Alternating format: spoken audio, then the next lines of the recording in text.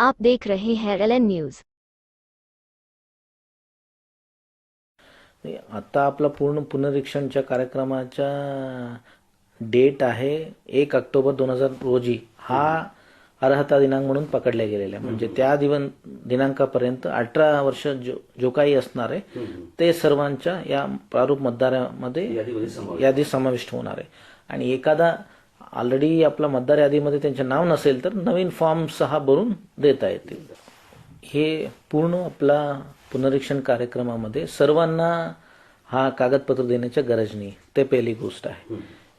Enumeration form भरून देताना ते प्रत्येक व्यक्तीच्या ते 2002 मध्ये ते स्वतःच्या या त्यांच्या स्वतःच्या आई वडील या आजोबा आजी यांना मॅप करून दिला तर तो प्रूफ म्हणून घेतला जाणार आहे. तो त्यांना काही ॲडिशनल डॉक्युमेंट देण्याची गरज नाही आहे. असं आहे की एखादा व्यक्ती आज मतदार यादीमध्ये आहे तो ते 2002 याच्या मतदार यादीमध्ये ते स्वतः असू शकतात. या त्यांचे वय कमी असेल तर माझ्यासारखा तो त्यांच्या आई वडील तेव्हा असणार आहे.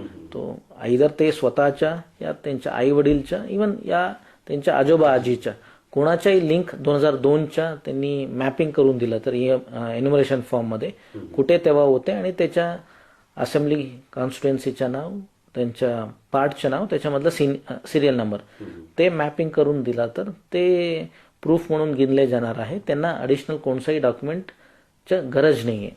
पण एखादा व्यक्तीच्या एन्युमरेशन फॉर्म भरून देताना 2002च्या काही मॅपिंग होऊ शकलं नाही म्हणजे ते स्वतःच्या या त्यांच्या आई वडील या आजोबा आजींच्या तो तेव्हा हरकती या सुनावणीच्या कालावधीमध्ये त्यांना नोटीस देऊन हा जो ॲडिशनल डॉक्युमेंट्स आहे ते मागवणार आहे. तो ॲडिशनल डॉक्युमेंट्स मागवताना त्यांच्या वयानुसार वेगवेगळे डॉक्युमेंट्स आम्ही मागवणार आहे. तो एक आहे एखाद्या व्यक्तीच्या 1 जुलै 1987 पूर्वीचा जन्म असेल तर ते स्वतःच्या पुराव्या काफी आहे. तसेच 1 जुलै 87 पासून 2 डिसेंबर 2004 पर्यंत जन्म असेल तर ते स्वतःच्या व आई या वडीलच्या दाखला लागेल. आणि 2 डिसेंबर 2004 नंतरचे जन्म असेल तर ते स्वतःच्या आणि आई आणि वडीलच्या दाखला लागणार आहे. आणि कोणकोणचा दाखला लागणार आहे ते पण यादी निवडणूक आयोगाने दिलेलं आहे.